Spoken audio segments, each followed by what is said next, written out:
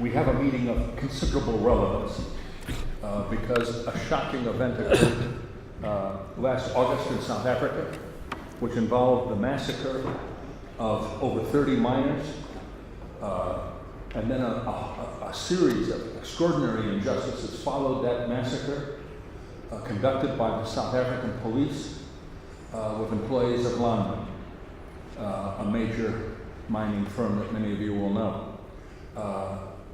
There's been very little reporting of that event in this country. Quite surprising number of minuscule number, given the gravity of the offenses, given the fact that it's a British company, that many aspects of this massacre would have their origins in one form or another here, and in the South African police, of course. We're fortunate because a pro bono lawyer who's working on behalf of the miners has come and will tell you for the first hand about the nature of what actually happened and its consequences. You'll probably learn more from this, and I'm certainly expecting to, than any of the reportage so far in this country.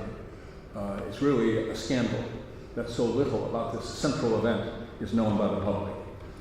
Jim Nichol is a lawyer, is very well known in criminal circles, criminal releasing circles. He was responsible for the freedom of the Bridgewater Four, who had been in prison for 18 years, and he was able to get them out. This was on the basis of fraudulent police evidence, amongst other things. The Colin Wallace affair, which is a false pathology report, and the M25 murder case, which many of you will know because it forced the release of Raphael Rowe, who'd been falsely accused of murder and who was now a Panorama reporter. And that's all down to Jim Nichol in a large measure. So I'll turn it over immediately to Jim. Yeah, perhaps they're not all down to me. There was a man called Paul Foote, a rather famous journalist that I worked with very closely in respect of all of those cases. And journalists play a large part in what I do. In fact, I would not be here tonight had it not been for the very courageous journalists who stayed behind and who filmed what happened at Marikana as the miners were being mown down. It is a statutory obligation, believe it or not, in South Africa for the South African Police Service, known as SAPS, to provide their own camera operators and to take their own photographs and videos of any major public order situation. And this was surely the greatest and biggest public order situation in the history of South Africa in post-apartheid period. And they did have 7 cameras or CCTV cameras on site. And we've made inquiries at the Commission and questioned police officers carefully as to what happened. And so there are 2 cameras up in the helicopters.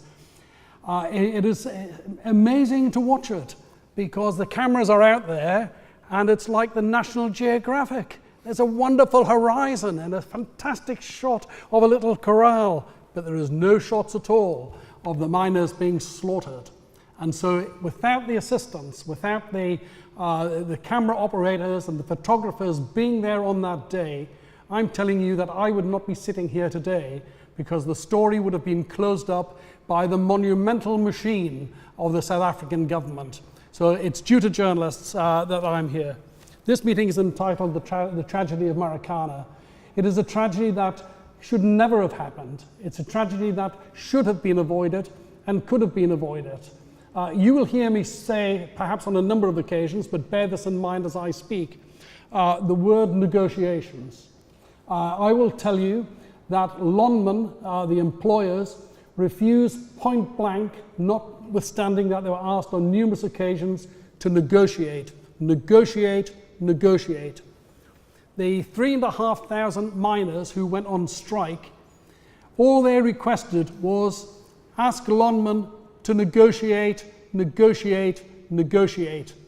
Lonmin refused point blank to negotiate at all, and the consequences were really quite disastrous. But it's more than Lonmin. I'm not neutral when it comes to what happened out in Marikana.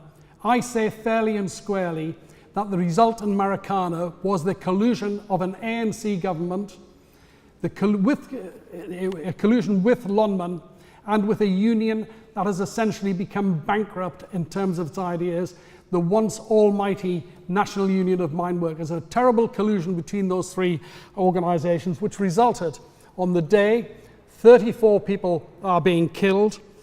Before that day, tragedies. It had turned into a violent strike. There were 3 strikers who were killed, there were 2 police officers who were killed, there were 2 Lonman guards who were killed, there were 2 miners who went to work that were killed. This is part and parcel of the tragedy at Marikana. Leaving that aside, on the day, the 16th of August, 94 people were shot. 94 people, in addition to the people who die, 94 people who are shot. If you watched your televisions, you will see the machine guns going, and I'll come to the type of machine gun or the type of machine gun rifle that they used. But really, what is it all about? I mean, why is there such conflict there?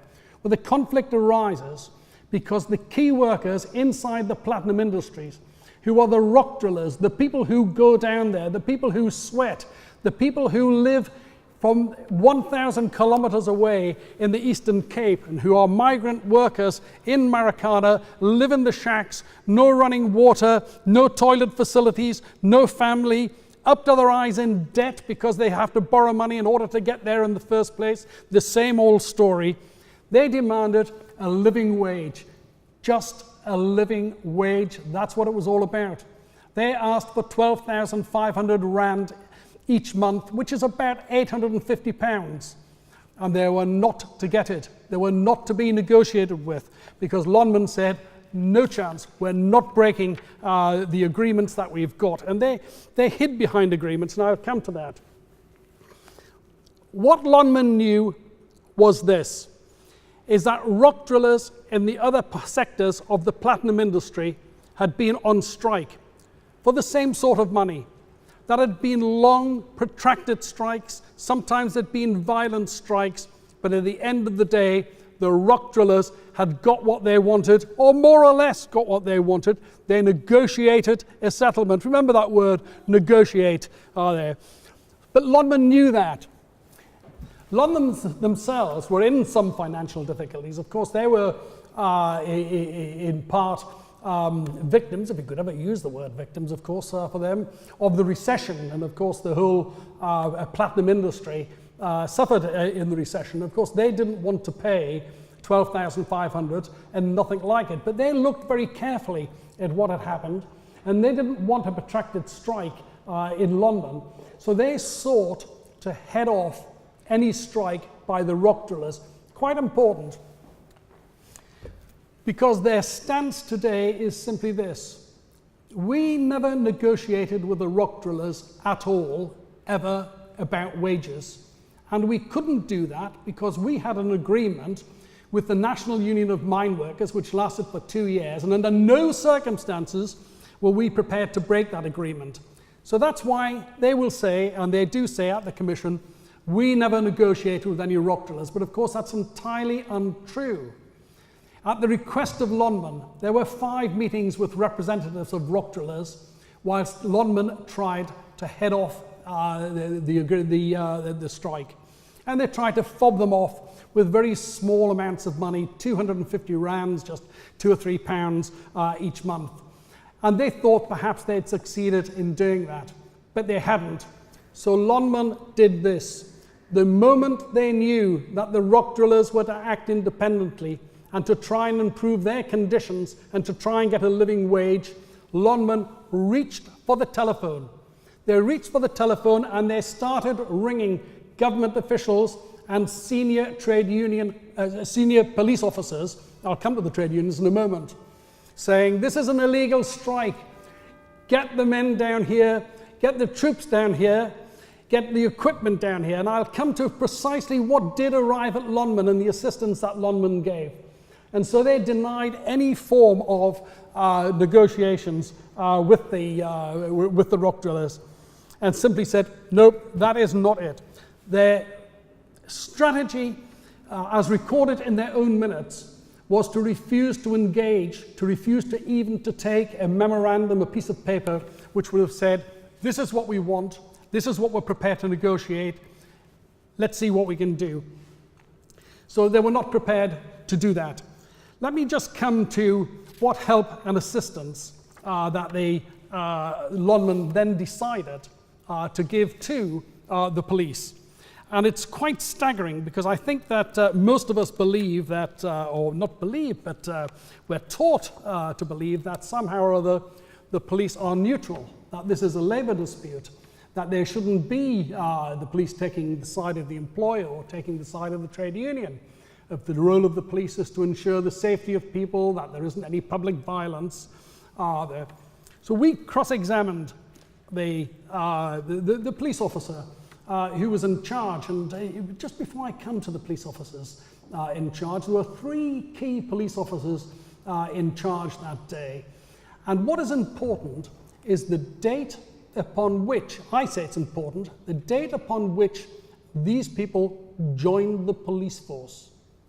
You will recall that apartheid and formal apartheid concludes in 1994 with the election of Nelson Mandela. So anything before that, in my view, is pretty suspect.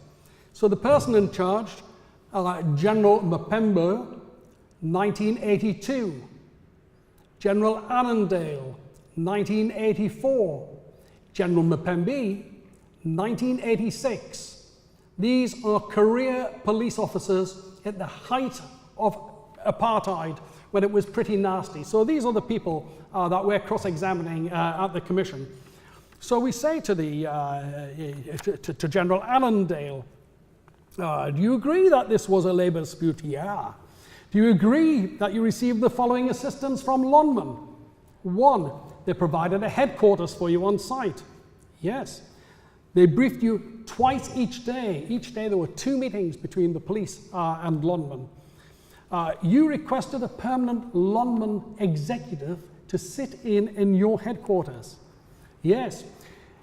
Lonman provided you, the police, with helicopters to be able to go around the site. Yes. Lonman staff were allowed to monitor the internal radio messages of the police. Yes. Lonman provided interpreters to the police. Yes. Lonman provided the fire brigade and the fire services that would be used on the 16th. Yes. Lonman contracted on behalf of the police to provide medical facilities. Yes. You discussed with Lonman the provision of razor wire to box in the strikers. Yes. You provided the videos. Lonman provided the videos for you to use, the ones that were never used. Yes. And at the end of the day, after all the killings were done, is it right that Lonman provided you with the Lonman game park in order that you could have your debriefing? Yes. Now, of course, neutrality has flown out of the window, but they're brazened. I mean, they're completely brazen. We went on to ask this man. We said to him, why do you do all that? And he simply replied, Lonman are our eyes and ears. I mean, it's astonishing there. So, I mean, anyone who thinks that there is some sort of neutrality in the police in South Africa ought really to think again. So the collusion was really quite something. But the question is, I mean, why did it all happen? Well, you have the collusion, and it comes together between the government, between the National Union of Mine Workers, and between Lonman, because they all have a vested interest in making certain that the strike is broken. But the question is, how do you do that there? The National Union Mine Workers, their interest in having the strike broken is simply this. For 19 years, they have been the major union at Lonman. Most of their shop stewards are not shop stewards like you might see in the UK or in Europe. These are people who no longer work in the mine, who are paid managerial grades, who receive substantial perks there. And that's where they want to be. The union itself is gotten involved in a commercial arm. So let me tell you, for example, there is a bank called Ubank. Ubank loans money like Wonga Wonga lends money at 2,000 to 3,000% rate of interest. The miners who come down, they've got no money, and so they, just like they do in Britain, they take out loans. At the end of the month, they can't repay them, and then eventually they have to take out bigger and bigger loans. And then there's the garnishee orders, the orders where the money is taken directly from the workers' wages by order of the court. And it is estimated that some 10 to 15% of Marikana miners take home each month nothing. No wages at all, because it's all been deducted and it's gone to the money lenders. The third biggest money lender, the third biggest wonga in Marikana is Ubank.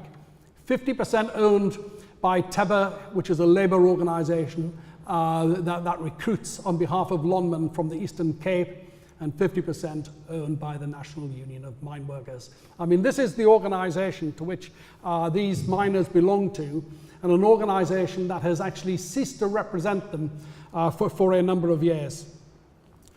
So that is the position we find ourselves in there.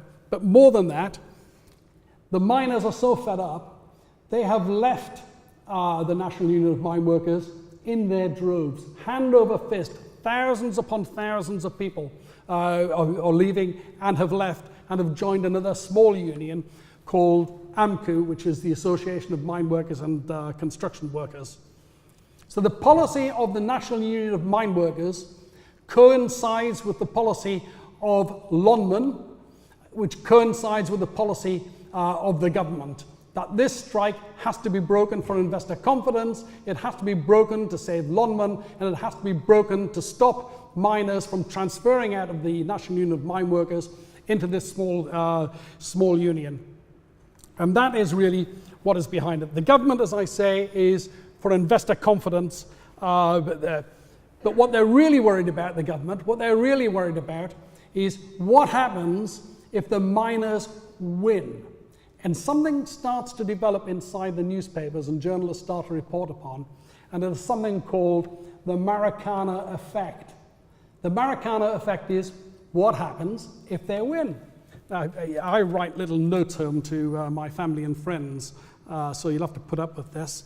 They're sort of like long texts, really. But I'll tell you what the Marikana effect is when I wrote to my family and friends back home in these long texts.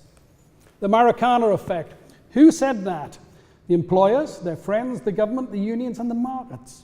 They're frightened. What are they frightened of? 22% increase. Is that it? Nah, read on. They're frightened of strike committees, independent workers committees, elected committees, democratic committees, mass meetings.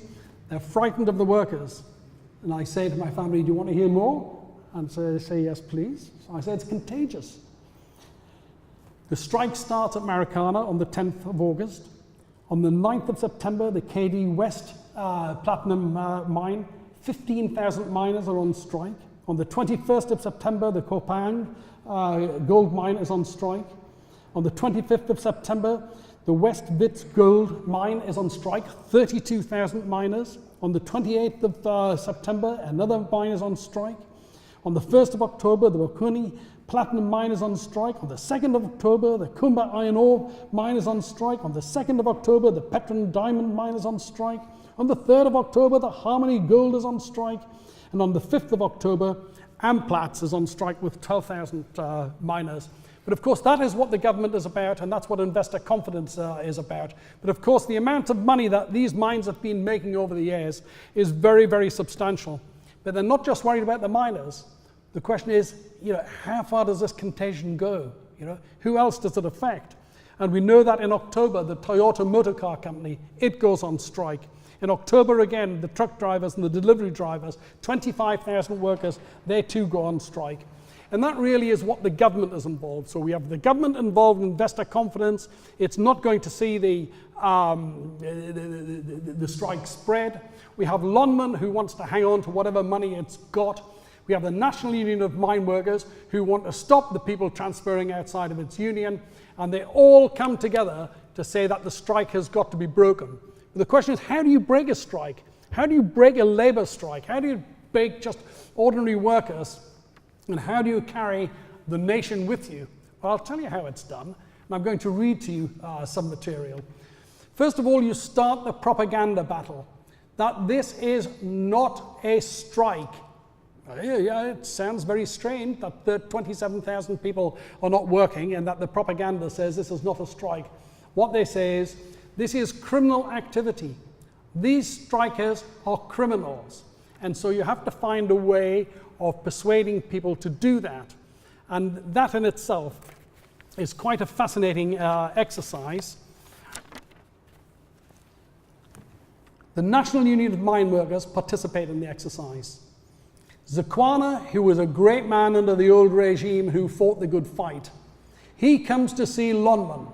He walks out of Lonman, he picks up his telephone. This is what he tells the commission during evidence. He has the audacity to tell the commission this during evidence. He picks it up and he rings the Minister of Police and says, this is a strike that involves criminals. It is not a labour dispute. You have got to get the army and the police down. He gives evidence that his conversation with the Minister of Police lasts for no less than 30 minutes, and he has more than one conversation. So that's his contribution to persuading the Minister of the Police and the government that this is not a labour dispute, but a criminal dispute. We have the Director of Lonman, who writes directly to the Minister of Mines. Now, I've been around a long time, and I've listened to a few Dave Sparts on the left of the left wing for a long time talk about the balance of class forces and good things like that.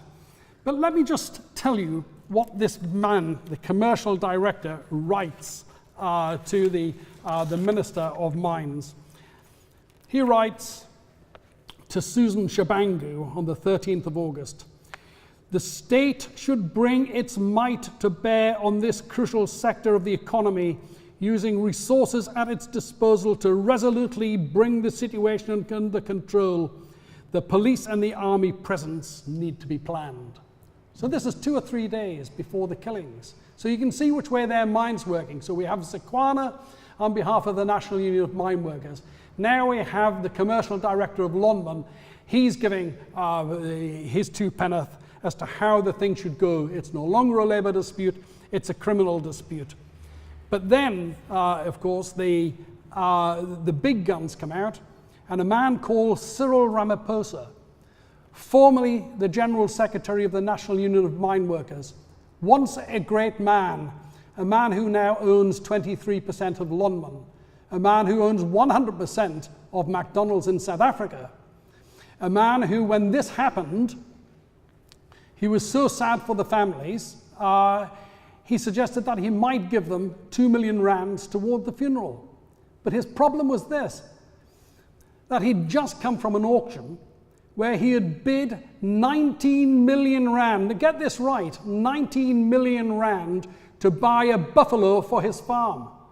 So he offers 2 million rand towards the funeral of 34 victims. But Princess puts her hand up and says, keep your 2 million rand, give us the bloody buffalo. And it is astonishing that this man has the audacity again to do that. But that's what he is. He's 23% in Lonman. He's a big and very powerful man, and he's got a lot of contacts. So this is how the situation works, that you change from a labour dispute to a criminal dispute. It goes on the email, and we've managed to get through the commission by disclosure a copy of the emails. So we have the first one from Cyril Ramaphosa, which is about 24 hours before the people are killed. And he's writing to the director of Lonman. Discussions with Minister Susan Shabangu. I called her and told her that her silence and action about what was happening in Lonman was bad for her and the government. She said she was going to issue a statement. She was going to be in Cape Town to attend a joint parliamentary session. She would be back in Johannesburg later today, and she'd attend to the Lonman matter. I told her that I'd also be in Cape Town and suggested that we should have a discussion to see what she needs to do. A copy of that, a reply to that, is received from the director of Lonman, and he says this: "Hello, Cyril. Thanks for your help so far." And then he says this: "The minister was on the radio today saying that she'd been briefed, and this was a wage dispute, and management and unions should sit down and sort it out. Not sure who briefed her, We are waiting to talk to her, although it is not too damaging, but it is not too helpful. I've had 2 discussions with the Director General, and in each case have characterized this as not an industrial relations issue, but a civil unrest, criminal issue that could not be resolved without political intervention and needs the situation stabilized by the police and the army. So he's now getting Ramaphosa, and remember, for those of you who don't know, Ramaphosa is currently the Vice President of the ANC, having just been elected, and he will be Vice President of the South African Republic after the next elections.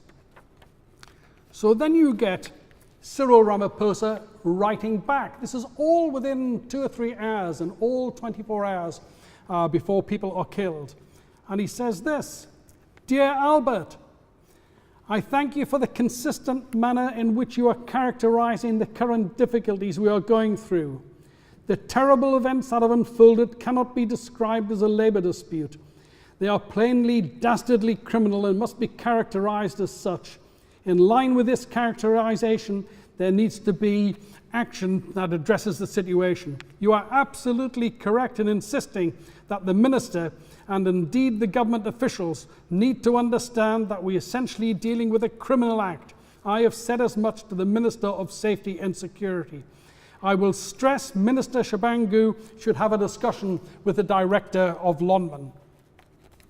And he writes again a couple of hours later: "Dear all, I've just had a discussion with Susan Shabangu in Cape Town. 1. She agrees that what we are going through is not a labour dispute, but a criminal act. She will correct her characterisation of what we are experiencing. She is going into Cabinet and will brief the President as well and get the Minister of Police to act in a more pointed way. She will be in Johannesburg by 5 p.m. and be able to speak to the Director of Lonman. Let us keep the pressure on them to act correctly." So now we've managed to change, or they've managed to change, the characterization of the strike from a labor dispute, which is what it is, into a criminal act, because that gives them the legitimacy to bring in the troops. Now, the interesting thing about Susan Shabangu, before she was Minister for Mines, she was a Minister for the Police. And so now, as Minister of Mines, she's managed to characterize this as a criminal act. So when she was a Minister of Police, what did she say about criminals and the use of force? Let me just go on to see if I can find that.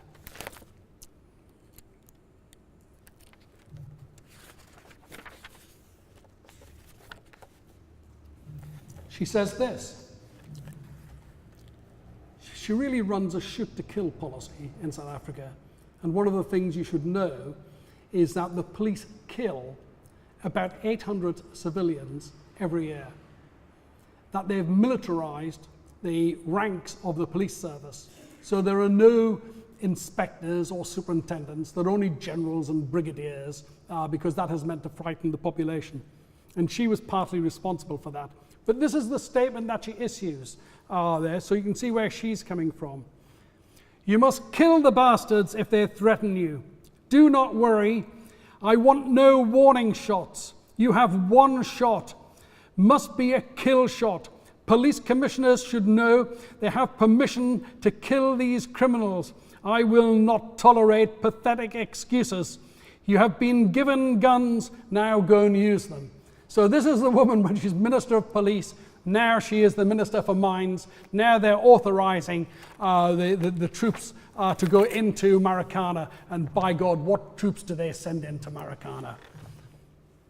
800 crack police officers, each one of them with a firearm. Several hundred machine gun rifles that, according to the evidence that police gave at the commission, fire at the rate of 600 rounds per minute. 4 helicopters, stun grenades, gas grenades, shotguns, and vehicles that are called Scorpions, which I can only say are the sort of vehicles that you see on the old Vietnam War films, you know, the huge belts coming out and the machine guns on the front. All of these are sent up to Marikana. And you've heard me say earlier the support that Lonman gave for the Marikana, for the police at Marikana.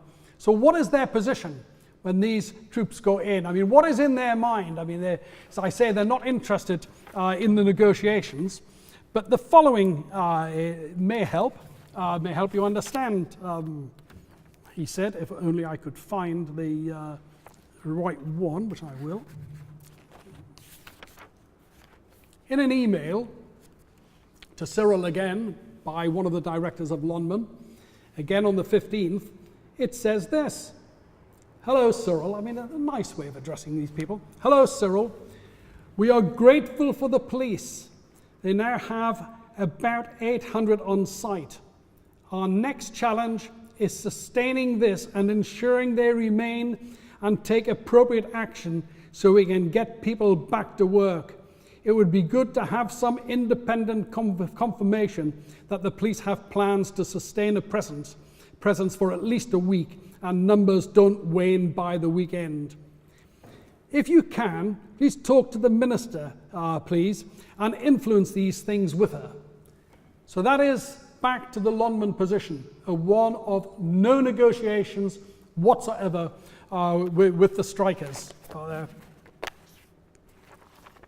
So now we come to the 16th of August, which is the day in which the strikers are slaughtered.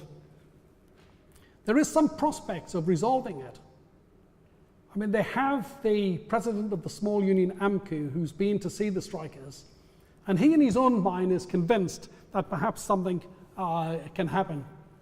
But the police aren't going to have that, and that's clear from the press conferences that they give and the material that they hand out. And so the provincial police commissioner, the person in charge, she simply says, "This is D-Day." So people say, "What's D-Day?" Wait and see. This is D-Day. The press officer acting on behalf of the police gives a separate press conference in which he says, "This ends today." So that gives you an idea. 800 police officers on site, all the weaponry, the helicopters, the fire engines, the medical services, they're all there. You can see that there's no real prospect of them negotiating a settlement. The truth is that they don't want a negotiated settlement because that means that they're going to have to pay higher wages and then they might have the Marikana effect. They want the strike broken. Joseph Matunja, the president of the small union, is recorded on television as being down on his knees in front of 3,500 miners on the Kopi, a small mountain, where he's begging them to leave, saying, "A black man's life is worth nothing. Leave this mountain." And the miners say, "We're only leaving this mountain when they come to negotiate with us." You see it on the television. It's all recorded. A lot of it is live on television at the time. No, but it's D-Day, and it has to happen. And then the razor wire is dragged out, and the guns go. The miners run for safety. And absurdly, the police say that we fire these guns in self-defense.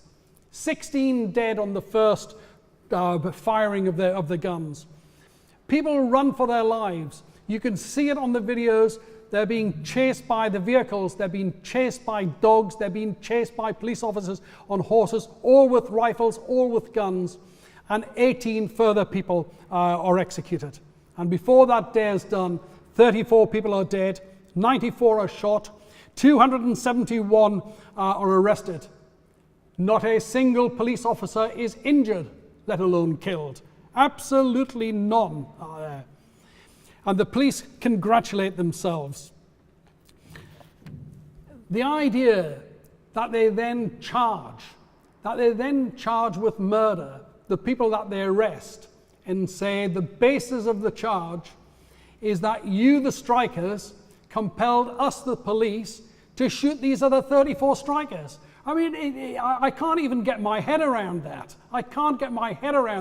But nevertheless, 280 miners are locked up for a period of time. I think most of them about 2 weeks until they came out on bail, and they're still on bail to this day.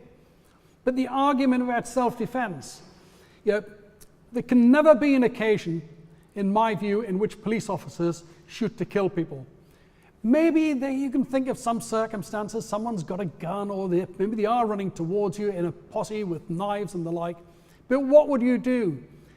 You might shoot at their feet. You might shoot into the ground. You might shoot above their heads. What you wouldn't do is shoot 14 of them in the back. You wouldn't shoot 4 of them through the head. 32 out of 34 miners killed that day were shot above the waist.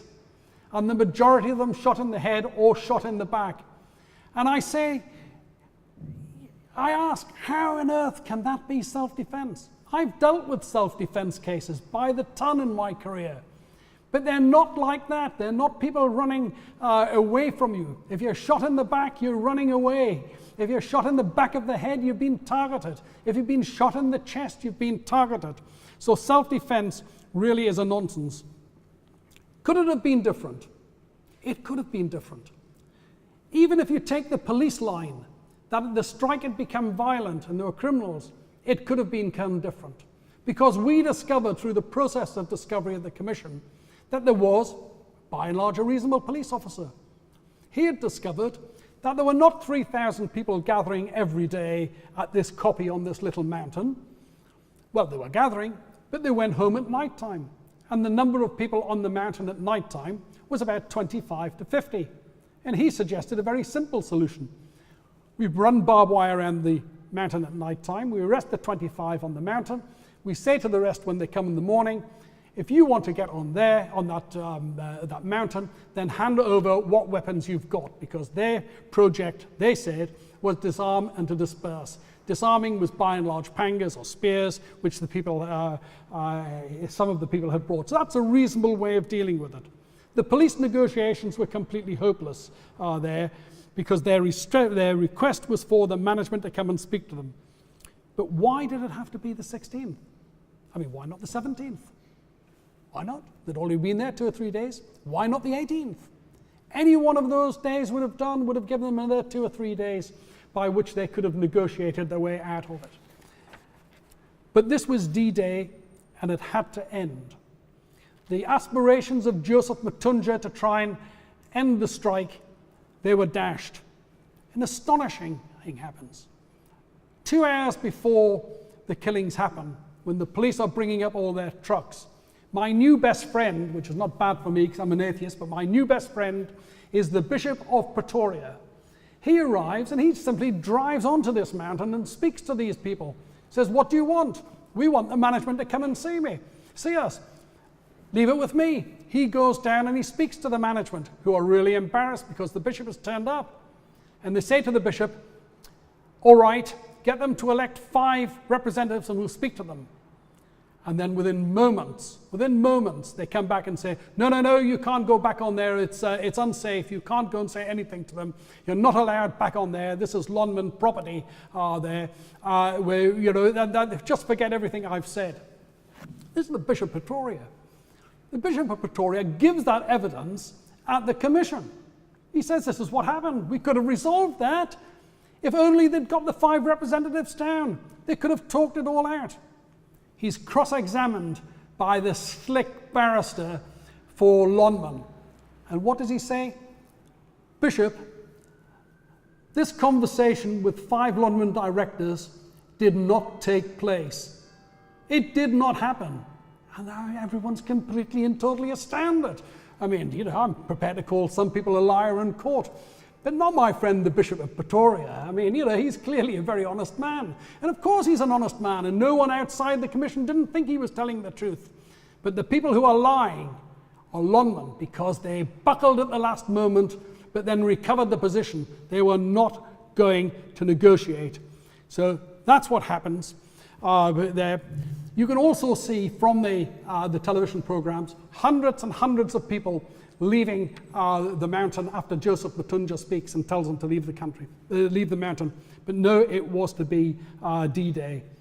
So the question is, what happens next? I mean, am I going to have to shut up? No, you go on. Keep going. Okay,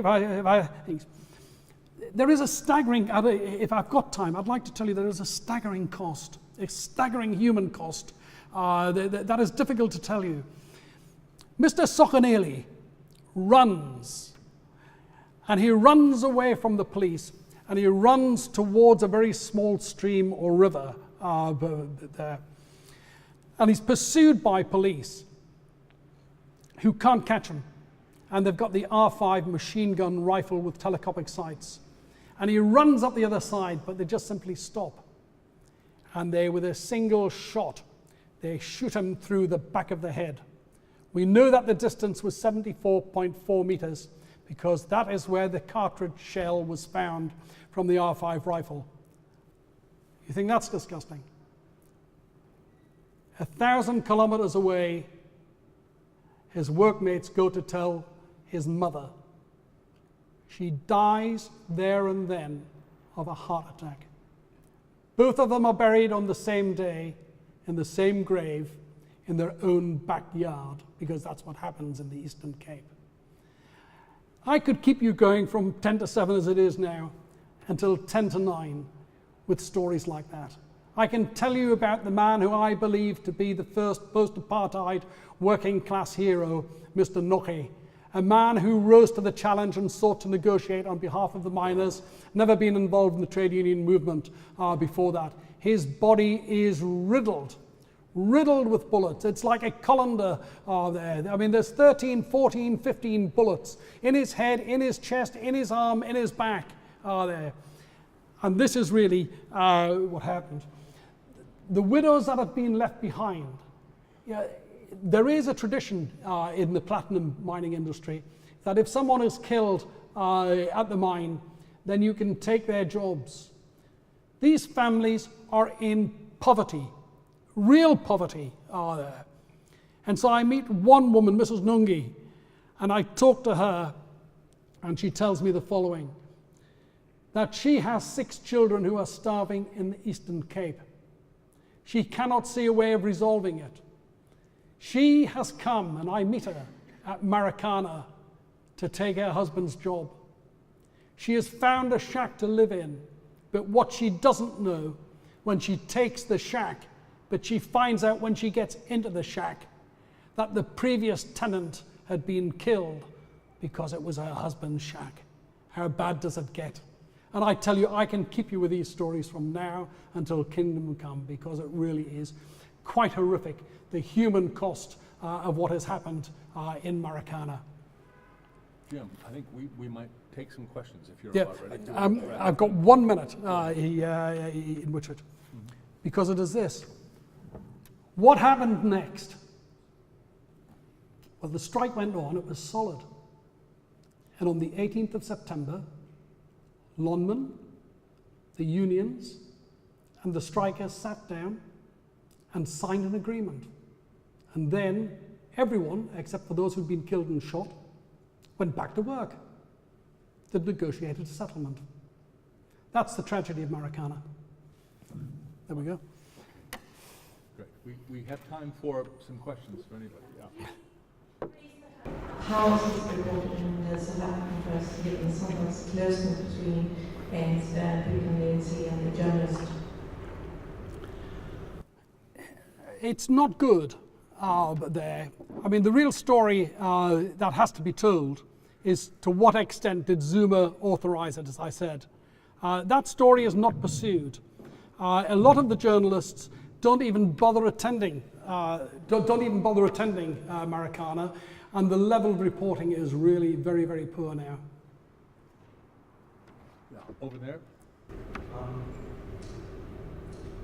just wondering, the net result at the end is just you have industrial action, and then wages are raised a little bit, or there's no raise in wages, and people are striking for a very long time, and platinum prices are also rising. So I wonder if you could share some insight into management's thinking, at least in the early stages of industrial action, because surely the benefit is you have like a stock of platinum already piled up, and then just those platinum prices rise. So you must have some sort of benefit in prolonging the strike.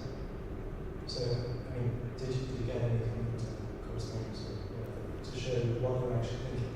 And if they try to sort of prolong the strikes, and then you can just quell it very easily. You've got the police on the side, and you want to you could just criminalise the strikes. Okay, I'm not quite sure that I follow you. I mean, the Lonman thinking was that we're not paying 22%. That's their thinking. And the question is, how do we avoid it? Now, my view is this, that they knew that there were significant strikes that had taken place in other platinum mines. If you think about it, if you calculate it, and you think short strike in which it costs us very little, it costs us 5 days production.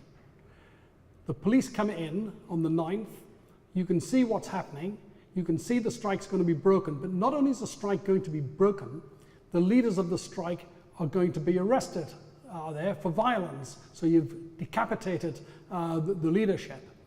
You get everyone back to work, you get the National Union of Mine Workers on board, and you have got a low-wage company. That is their strategy, paid for by the taxpayer as it is. Nice work if you can get it. Yeah. Right behind you over there. The powers of this commission, who set it up, what kind of result do you expect? It's set up by Zuma. The first matter that it has to deal with is why were the miners killed and who was responsible? Now that seems to be fairly easy because they were killed by the police. The police say we're not responsible, we had to fire because of what the other miners did. That's fine. But Zuma is not daft. So he drafts, or his lawyers draft, more clauses. And the clauses run like this. Is there any party to the Lonman dispute that omitted or did do something which contributed to the deaths of these men? Right? So that's there. So that's a great scheme. So Lonman sit back and say, nothing to do with us. Right? The National Union of Mine Workers say, nothing to do with us, blame the strikers, which is roughly what Lonman are saying there. And the police say, blame the strikers. So we have this, these sub-clauses, which means that everyone starts to fight about things, because of course, I don't say that.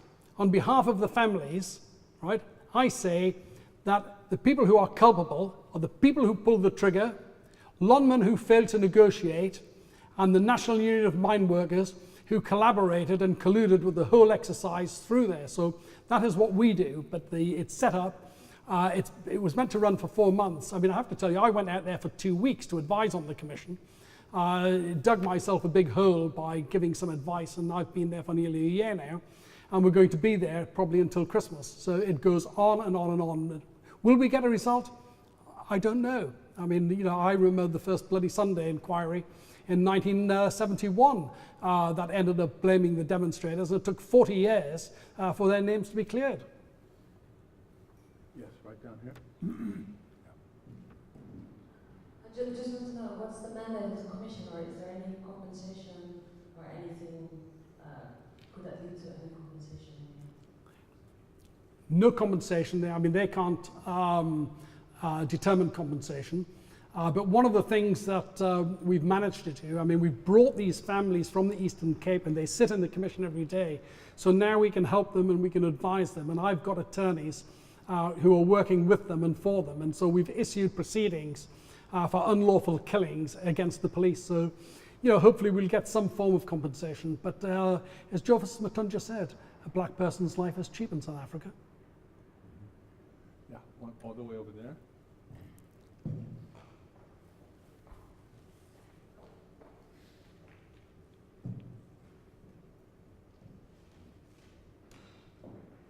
Can I just ask if you've been put under any pressure yourself not to carry on being involved, or other people around you doing, say, pro bono work and sort of dumpsters? No, I mean, I don't think they do that with lawyers. I mean, the target is not white middle class lawyers who come from the UK. It's certainly not me. There is a problem, but not with lawyers, with witnesses. Witnesses are intimidated. So, I mean, I have a terrible proposition. Just, Gavin, if you give me one more moment, let me just look at this one there. This is the notes that I write home to my family and friends. So this is there. Today the Commission was informed, Marvellous, that's his first name, Marvellous Mapafana, rock driller, married one child, born 10th February 78, shot 16th August 2012, the lead still in his body, to be a witness at the Commission, came to the Commission on crutches, traumatised, hanged himself on the 8th of December 2012. That's not the first note that I've written home about people who were shot in Marikana who hanged themselves. So the consequences of what goes on is quite stunning. But the witnesses who are coming, we get the witnesses who are stopped on the way back from the Commission by police officers, faces put into the dirt, dragged down to the police station, bogus charges, we have to go down and get them back, right? So these are the people, there's not people like me at risk, but there's the witnesses who are standing up against the government who are at risk. Yeah, just behind, over there, yeah. You stated that South African traditional media basically no damn good. In a country that pours the use in social media or new media in this very message that you need to get out there? I know there's a hand from Margaret Wren who's going to say something about media.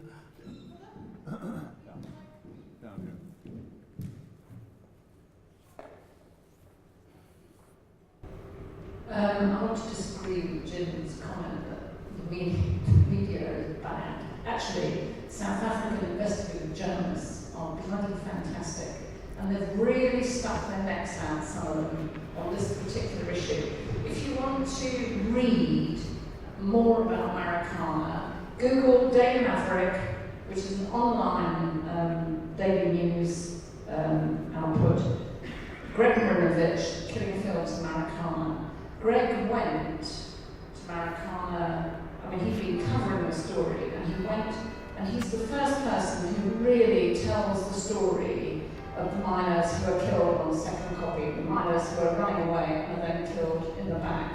And he's got more stories, if you go through to say about October, of the miners who were then tortured by the police. I mean, when I say tortured, you know, plastic bags over their heads, as they went back to Marikana after going to the Commission.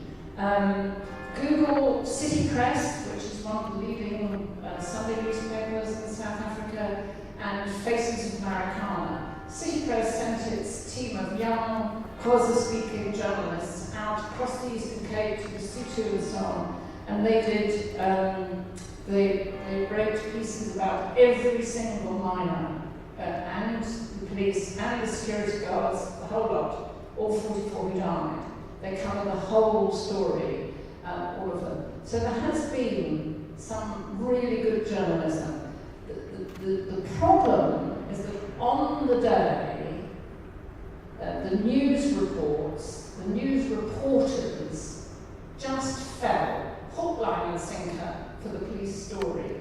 Fortunately, and so, you know, that day and the next day, it was the police were under attack by these armed miners, and that was the national narrative at that point, and then it gradually began to change. Fortunately, there were a lot of very brave cameramen and women and photographers there who have pictures that tell an alternative story, and some of that is coming out of the Commission, that there is that footage. I mean, there's footage, I think, of miners who are alive after the shooting has finished and then are dead. You know, so are subsequently shot at some point after the main shooting was over. So it's very uneven. What there hasn't been, which I find incredible, because how many people I say it to out there hasn't been any serious analysis of longmen. That's been completely lacking. I've banged on to the best financial journalists in South Africa are on the Sunday Times. Why aren't they covering it? Well, I suspect because, you know, their editor, when Cyril Ramaphosa was under attack at the Commission, immediately wrote a an op-ed piece defending Cyril Ramaphosa. I mean, Cyril Ramaphosa was a struggle hero. That is what you're up against in South Africa. There's a class, a group of people who were fantastically brave prior to 94. Cyril Ramaphosa was central to the negotiations, the negotiated settlement. They cannot believe that these guys are now behaving badly. They just will not believe it, and they will leap to their defence. So there's some good journalism, some bad journalism, and some great journalism. It's all there. Yeah. Anybody else? Down over there. Hi, Jim. You were in South Africa at this time. Has Nelson Mandela said anything about the conflict? No. That's partly because really he hasn't made any public statements since probably 2010 or 2011. I mean, his condition is simply not good and hasn't been good for a long time.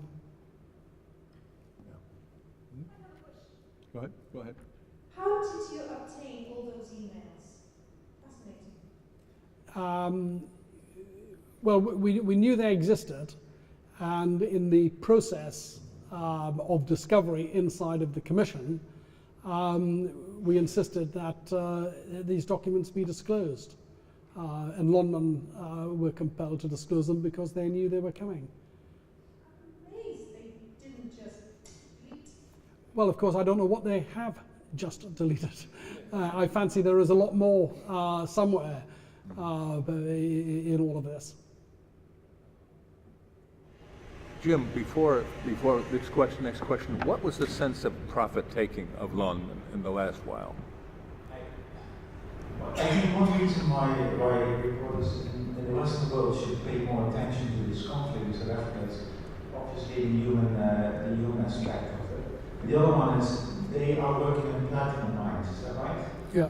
And they produce stuff that goes to Western Europe and America for consumer products and car emission products and that kind of stuff. So it's basically, we are conspirators really in this conflict, aren't we, don't you think? On a moral issue, on a moral level. We use products for which these people are being haunted and mistreated in South Africa. I mean, it's certainly been exploited. I mean, Lonman, for those of us around for a long time, is the child of a company that was called Lonro. Lonro were the sanction busters in Ian Smith's Rhodesia, which even compelled Edward Heath to address Parliament to the extent that he said that it was the unacceptable face of capitalism. And of course, that's what they do. They extract and they take out of the country, leaving nothing in there. Yeah. Jim, what is the profit-taking of London now? I don't know, but maybe Crystal Hurd will tell us. With respect to the emails, the NSA, of course, has copies of all of them, so you might try a freedom of information request in America if there's somehow an American able to be found. If you're a family, US citizen, family member or something, you could maybe try that. The other thing is, somebody asked about the video. If you just type the title of this talk into YouTube, you find many hours more video than you can emotionally deal with. So it's all there. Okay. I mean, on email, what is really interesting and what we would like, and this is what I would like journalists to do, and I think Margaret's right, perhaps I expressed myself badly. There are a lot of newspapers who don't do very much about Marikana, but there are some courageous people in good newspapers there. But the story really, I come back to it, is about Zuma. We do not have a single document other than these emails here that implicate the government are there. Now, I know, because I've spoken to former government ministers, precisely what happens in a situation like Marikana, that there are what they call cluster meetings of ministers, and that they would discuss Marikana. They would then have a note prepared by the permanent secretary. That would then go to the once fortnightly meeting of the cabinet. There is material there. I've absolutely no doubt about it. We have not got any whatsoever. Does the mining industry fund the ANC?